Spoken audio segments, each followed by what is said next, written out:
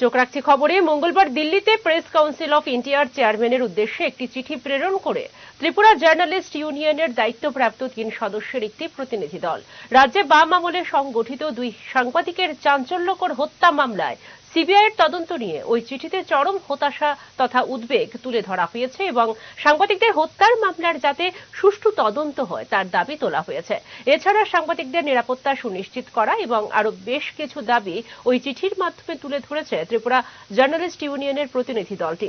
এটি ইউনিয়নের পক্ষে উপস্থিত ছিলেন ইন্ডিয়ান জার্নালিস্ট ইউনিয়নের ন্যাশনাল সেক্রেটারি প্রণব সরকার সহ অন্যান্যরা।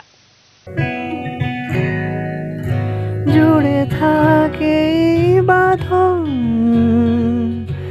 আপনার চেয়েও আপন, জুড়ে থাকে বাঁধন আপনার চেয়েও আপন, আপনার চেয়েও আপন।